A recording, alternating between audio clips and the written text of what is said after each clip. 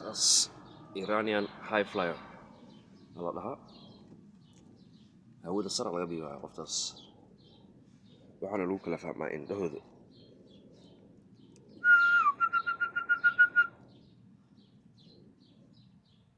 labadaas laakiin laba nin fiican waa ninkaas way dhali doonaa ilmo fiican noqonaa kuwaas waa kana soo baxay kii kalena kana Norwegian waa jagaa u jirta